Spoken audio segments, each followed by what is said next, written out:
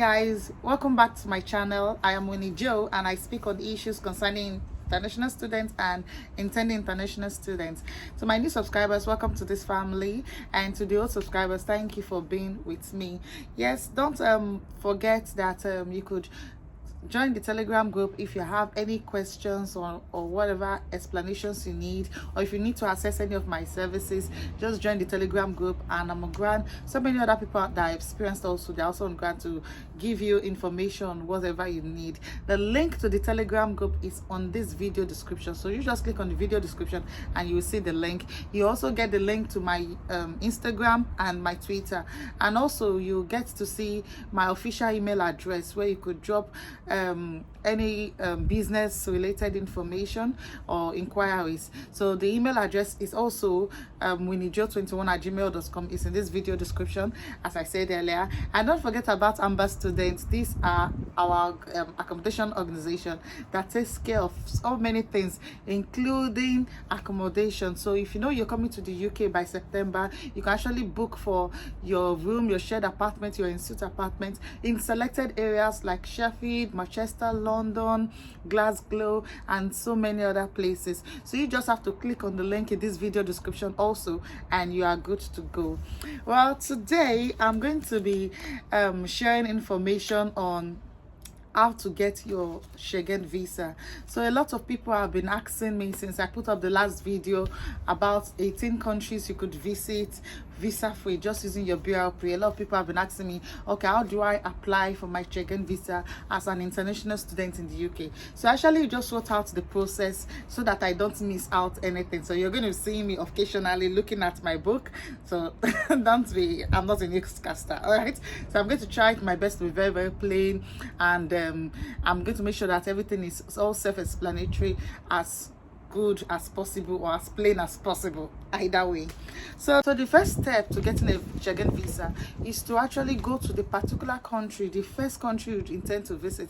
If it's Germany, if it's Spain, if it's Finland, or if it's France. But for the purpose of this video, I'm going to be using France because that's someone else told me what to do and I did it and it worked out for me, so I don't want to miss up anything. So for the purpose of this video, I'm going to be using France.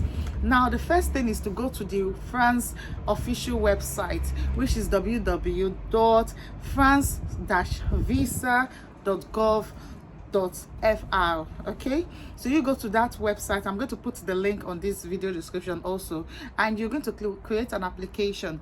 But before you do this, there are some things you need to do first. You need to make sure that you've booked a temporary accommodation using bookings.com. So if you intend to stay in Schengen area or in this particular country, you could choose to just say, I want to just I have people in Germany or in France, that's just the country I want to apply to. They'll give you a Schengen visa. Or you can just choose to say, okay, I want a Schengen visa. It's still the same thing, all right? So now if you know that this is the first point of call when you enter the Schengen area, the first country you're going to land in, all right, so you're going to go to bookings.com, and then you're going to look for an hotel for 2 days, 3 days, 1 week, depending on how long you intend to stay within that Schengen area, and you book an hotel. Now the trick is actually using bookings.com and not paying for it immediately. You just make sure you select the one that says free cancellation and no payments. You have to pay when you arrive, all right? So even though you have family in any of these countries, I think it is best you use bookings.com initially and book the hotel. And before you actually use the details on bookings.com, make sure you've called the hotel and you've sent them a mail and they've confirmed that yes, your bookings has been received and it has been confirmed. Along the way, you're going to be asked to fill in some details and also to put in a valid debit card or a valid credit card, as the case may be, but you won't be debited. So as I said before, the trick is to look for payment on arrival and to look for free cancellation options in the hotel, and make sure that you look for a cheap one so that the amount you're going to put on your proof of fund will be, you know, relatively small and all of that. So that's it. So the first one is to just create the application on that website. Fill in all of the spaces. If you intend to go with your family, add the information to that application, okay? Like I, for filling for myself and my family. So there's an option that says add to this application, so you can add your husband, your wife, your children to that same application. All right, so the next thing is you complete the application, and then the third one is to open an account with TLS. You will be redirected. You'll be asked, have you opened an account with TLS? Have you done everything they ask you to do? So you just make sure you go to TLS, click on the link there. You're going to be redirected, and then you open an account with TLS and you book a biometrics appointment date. If you think you're actually going to be going to Schengen areas between that summer period, it's very difficult to get a biometrics date. So you need to make your mind on time and say, okay, this is the period I'll be going to this Schengen area, and so you can actually book your biometrics on time and get the visa on time. Even if the visa does not start from now, maybe it's just like getting your student visa. Like a lot of people are already getting their visa and they ought to resume by September. The only time you can enter into the UK is a month to resumption, but they already have the visa, something like that. So you can actually just get the visa, and when it's closer to the time, you're already good to go, just for you to check in into the country and you're okay. So make sure that you don't start this process in a rush hour, and then, as I said before, book a date for biometrics and a very, very close date for biometrics. Okay, so I think that's just basically all. When you get to when you book the date, I think for France, for instance, they have this biometric TLS in London and in Manchester. So Manchester was actually closer to me. When we got to Manchester, you'll be asked to get a passport photograph. Yes, documents you'll be asked to present include your completed visa application form, your passport photograph. You can actually take a passport photograph there at TLS Center, and it's not up to £10. Okay, and they have this specific, it's not just anyhow passport photo they are going to ask you for. So they have some specific things they want it to be. So you just get a photograph there. Make sure your international passport is valid for at least 6 months, because usually Schengen visas are usually valid for 3 months or so. Yeah, so just make sure you have a international passport that is very, very valid, that's going to cover that period of your stay during the Schengen area. All right, and it has at least 2 empty leaves on the visa paper. All right, and the next thing you'd be asked to do is to provide your receipt for visa application. So you just go to when you get to the embassy there, you're going to have to pay for your visa fee, you understand, and pay for your biometrics fee and all of that. So you attach it to all the documents you're going to present before your biometrics can be taken. So the next is to have your proof of travel. Now to get your proof of travel, the thing is to actually try to book Air France that day of your biometrics. That's the day you should book it, because right now they'll just tell you make sure you have a booking, but right now Air France would want you to pay after 24 hours or after 48 hours. If not, they'll cancel your booking. So the idea right now is to actually book on the day of your biometrics. Okay, that's the day you should actually book it, and then you print it out and you attach it when they send your booking confirmation to your email. Print it out and you attach it. Another thing is that's your proof of travel, and you have to make sure that it's a return ticket. The flight will take you and will bring you back within that same time you filled in your visa application. For instance, you said you're going to stay in Schengen area for 2 weeks. Make sure you book your flight, go and come within that 2 weeks, the first day to the last day. All right, and then the next thing you would need is your school ID card and school introductory letter, certificate of status. So you just go to your school's students organization, what's it called? In my school it's called student features. Okay, so you just go there and they would give you an introductory letter stating that you're a student. This is your application number, this is your registration number, this is the department you are, and this is you've informed them that you're going to be traveling within this period and you've been cleared to travel between that period. All right, so you're going to have to attach this letter to the list of documents you submitted for your visa, for your biometrics. Yes, and then the next is your travel insurance. The thing is that I got to good information that to get a cheap one, just go to any post office in the UK.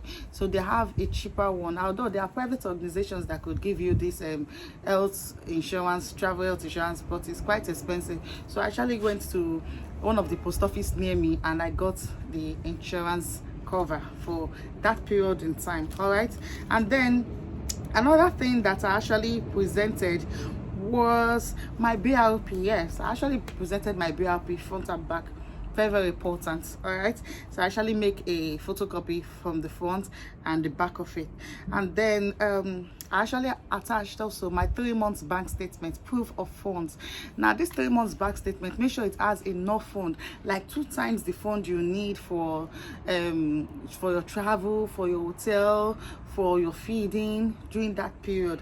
And then make sure you have enough money to spend miscellaneous. Okay, so now the amount I actually put on my account is about £3,500. Okay, that's what I just made choice in that account, and it has been building up for 3 months. All right, the minimum is 3 months statement of account. So all of my expenses was not up to £500, but I made sure that I had 35 there. You know, all my savings from left, right, and center, I gathered it together and I put it in that account. All right. And what else did I also present? Yeah. I think that's pretty all that I presented. Yeah, and another thing I present was my proof of vaccination for COVID. I also had this proof of vaccination from my home country where for this, you know, when we were younger and all of that. And so we just attach all those proof of vaccinations to your application. So that's pretty what it all entails. The amount I paid for visa fee was about £100. Yeah, about £100, but it depends on, that's for each person. Yeah, but it actually depends on how many applications you are adding to your application. Like a family of 4, we had 2 people had to pay 99.6. Yeah, 99.6. So let me just say roughly, let me say 200, roughly £200 for a family of 4. Yeah, and that also includes the biometrics fee. Okay, so if you're a single student going, yeah, so just budget at least £100, and then budget £10 for your passport that you're going to snap at the embassy. And then I paid about £48, roughly £48 for my travel insurance. Yes, the one I told you I got at the post office here. So paid £48 for that. And what else again? I think I've given you the steps on visa application, the documents to present, and I think that's pretty all there is. So you just wait for a decision to be made on your application. I think the decision, when it's not during the peak hour, the decision usually take like 2 weeks. Yeah, 2 weeks maximum, but during the peak hour it might be more than that. Like this period, it might be more than that. Okay, so that's just basically it on how to apply for a Schengen visa. And another thing, I think I've already said that you have to make sure you start your journey, start all this preparation way ahead before the summer period. So if you intend to go for December, this is the time you should actually start doing it. Okay, against December, if you intend to go to any of the Schengen countries for that your break. And then if you're an international student, you are graduating by August, you know, you have extra 4 months. So if you intend to also go to any of the Schengen countries for like 5 days and all of that to just relax yourself, it's also an advisable thing to do. The funniest thing is that you can actually take a bus from London to France. It's just a 2 hours bus. I think it's not even up to £40. Very, very cheap. Yeah, and then the flight, the same thing. Flight is like 30 minutes away. So either way you tend to get to France from the UK, it's a very, very short trip and it's very, very enjoyable. All right, so I can't wait to share with you videos and pictures of my trip. Have a nice day and thanks for watching. Don't forget to like, share and subscribe, and don't forget to join the Telegram group if you have any questions or further explanations concerning all of this. Thank you. Cheers.